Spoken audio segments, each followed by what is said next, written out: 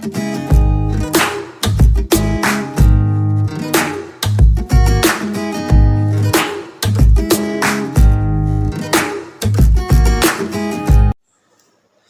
प्यारे बच्चों, आज हम लेकर आए जेई का एक और important topic, integration of periodic function. तो सबसे पहले तो हम सीखेंगे कि पीरियोडिक फंक्शन क्या है, फिर उसका इंटीग्रेशन कैसे किया जाता है। एक वीडियो में हमने थोड़ी सी हिंट दी थी, तो कॉपी पेन निकाल लीजिए और शुरू हो जाइए। Periodic function,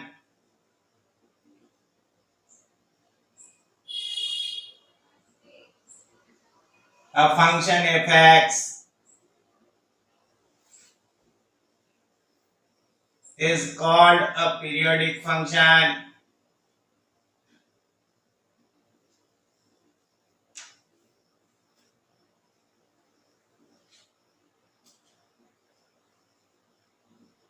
If there exists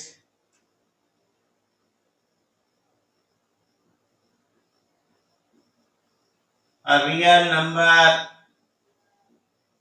p greater than 0 such that f(x) plus nt is equal to f(x) for all n belongs to z।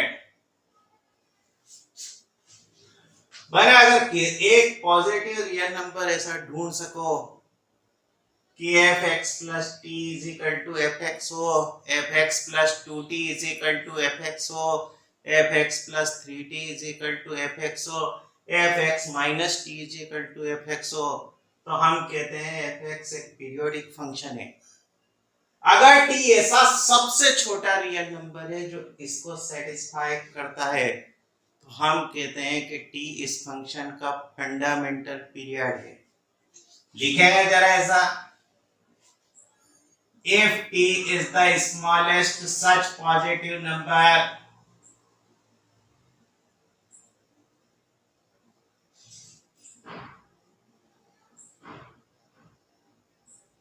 that satisfies equation 1,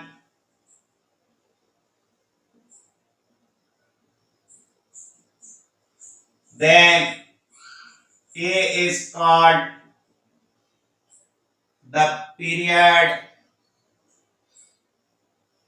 or the fundamental period of the function f(x)। अब यह तो बच्चों सब definition है, जरा इसको graph से समझो। सपोज करो कि एक फंक्शन का ग्राफ ऐसा बना हुआ है, ये एक्स एक्सिस से सोचो, ये वाई एक्सिस से, इस तरह से ग्राफ बना हुआ है। ये यहाँ लिखा है 1, यहाँ लिखा है 2, यहाँ लिखा है 3, ऐसे निगेटिव डायरेक्शन में चल रहा है। हम क्या देखते हैं कि हर वन इंटरवल के बाद ये अपनी प्रॉपर्टीज को दोहराता है। ये ग्राफ बिल्कुल वैसा का वैसा हो जाता है जैसा पहले था। हम कहेंगे कि ये एक पीरियोडिक फंक्शन है जिसका पीरियड 1 है। देखो, अगर ये 1 इंटरवल के बाद ऐसा का ऐसा है, तो 2 इंटरवल के बाद भी ऐसा का ऐसा है।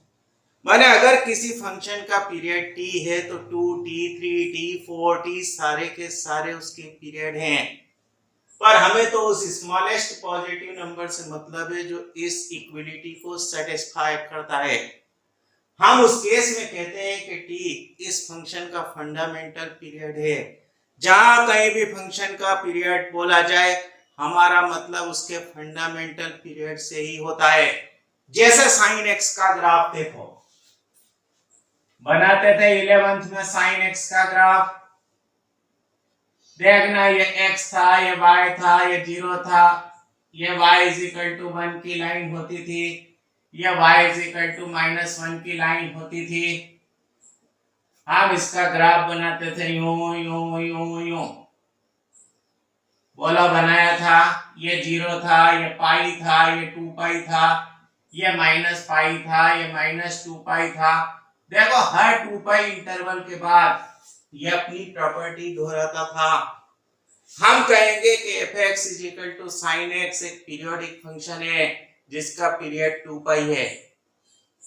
सोचो इसकी जगह अगर मॉड ऑफ साइन एक्स होता तो वह ग्राफ कुछ इस तरह का होता। अरे मॉड में ये वाले पोर्शन भी ऊपर चले जाते तो y इज इक्वल टू 1 बन जाता, ये 0 होता, ये x एक्सिस होती, ये y एक्सिस होती। देखना ये ग्राफ ऐसा ऐसा चलते जाता, ये पाई होता, ये 2 पाई होता, ये पाई बाय 2 होता। बोलो मॉड ऑफ साइन एक्स एक पीरियोडिक फंक्शन है जिसका पीरियड 5 पाई है।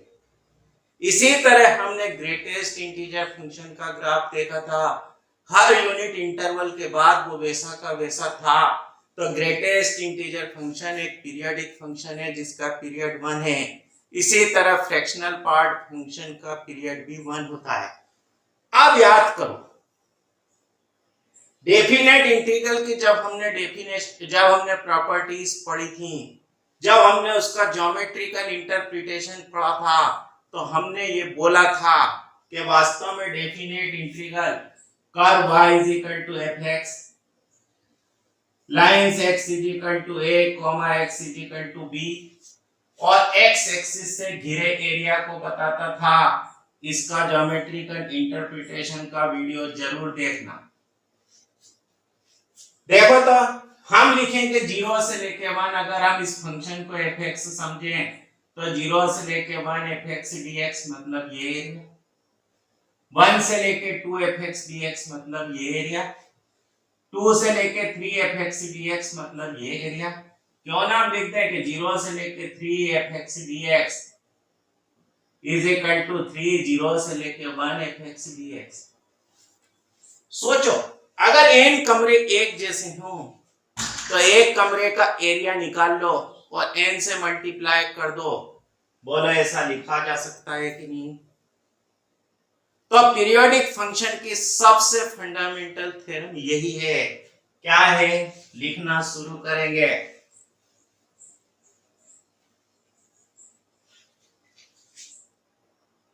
कि if fx is a periodic function, if fx is a periodic function with period t, then integral 0 to nt fx dx is equal to n 0 to t fx dx where n belongs to z। देखो geometry से इसका आसानी से proof निकाला जा सकता है। कहो तो हम इसका एनालिटिकल प्रूफ भी करा दें। देखो तो जरा,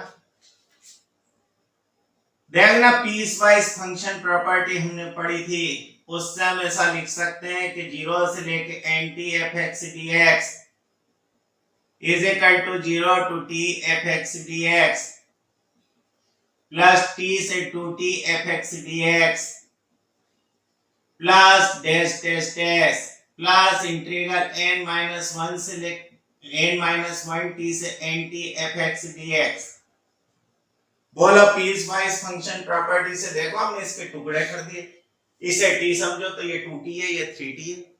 पहले 0 से लेके t, फिर t से लेके 2t, फिर 2t से लेके 3t। समेशन में ऐसा लिख सकते हैं इसे, समेशन r बराबर 1 टू n। देखना इसको ऐसा लिखते हैं r माइनस 1t से लेकर rt fx dx। बोलो कोई गलत? r की जगह 1 रखो तो 0 से लेकर t fx dx, r की जगह 2 रखो तो t से लेकर 2t fx dx, r की जगह n रखो तो n माइनस 1t से लेकर nt fx dx। जरा पुट कर दो, x is equal to r minus 1t plus 1 लिखते हैं ऐसा। therefore dx is equal to बन गया तुम्हारे पास dy। लिमिट देखोगे तो ये 0 से लेकर t बन चुकी है। जरा x की जगह r minus 1t लिखो तो y 0 है, x की जगह rt लिखो तो y 1 है। तो हम इसकी लिमिट को क्या लिख सकते हैं? आल्सो लिखते हैं y varies from y is equal to 0 to y is equal to t. Therefore, integral 0 to nt fx dx is equal to लिख सकते हैं summation r is equal to 1 to n 0 से लेकर t f x की जगह लिखेंगे r minus 1 t plus y dy. सोचो ये पीरियोडिक फंक्शन था तो f x plus r minus 1 t y की वैल्यू हम यूं लिख सकते हैं कि वापस से एफ वाई है, तो साहब ऐसा लिख सकते हैं कि summation r is equal to 1 to n 0 से लेकर t f y d y. बोला एफ वाई डी वाई को एफ एक्स डी एक्स नहीं लिख सकते हैं क्या? देखो ये ए एन बार जुड़ा हुआ है तो इसे यूं लिख सकते हैं एन 0 से लेके T f x d x. बोला सही.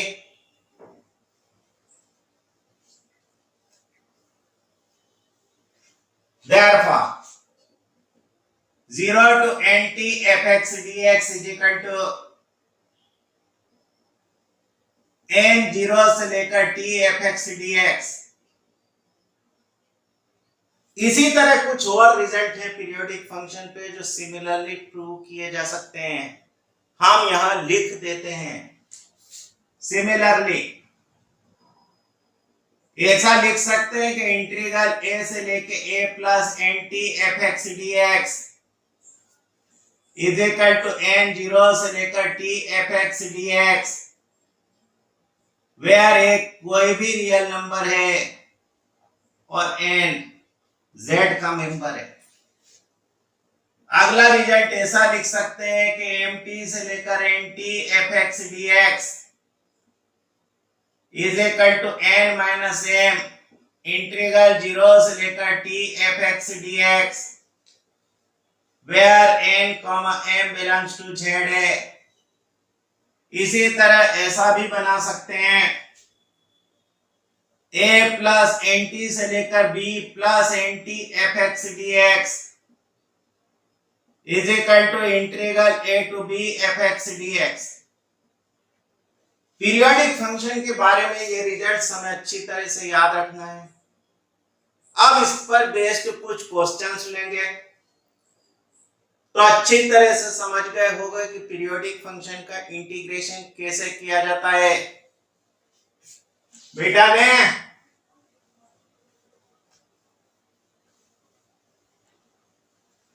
तो आज का क्वेश्चन नंबर 1 देखना. Evaluate integral 0 to 100 pi under root 1 minus cos 2x dx. बढ़िया सवाल. कहीं 100 पाई आ जाता है, कहीं 200 पाई आ जाता है, कहीं 400 पाई, कहीं 800 पाई, इस तरह बढ़ाते जाते हैं.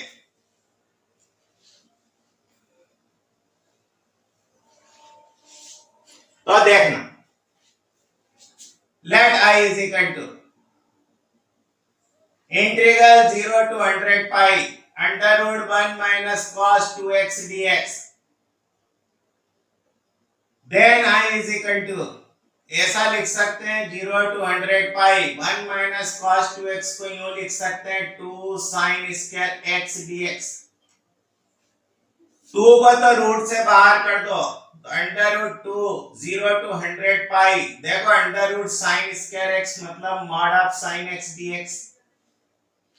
देखो ये हमारे पास एक पीरियोडिक फंक्शन है जिसका पीरियड पाई था.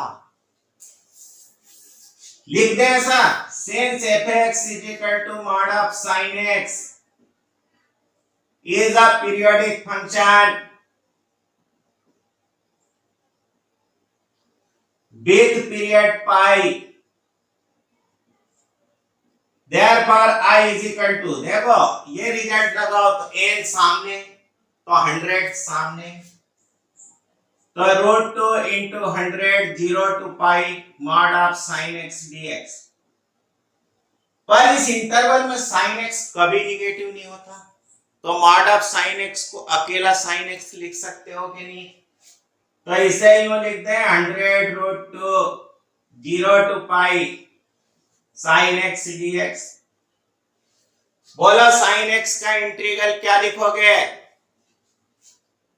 cos x लिखते हैं कि minus cos x? Minus cos x लिख दो 0 टू पाई। ये 100 इंटू रूट 2 इंटू ये पाई मतलब -1, तो ये बन गया 2, तो आंसर आ गया 200 रूट 2। बोलो बढ़िया लगा? कर पाओगे ऐसा? सेकंड क्वेश्चन देखें पीरियोडिक फंक्शन का ही, तो लिखो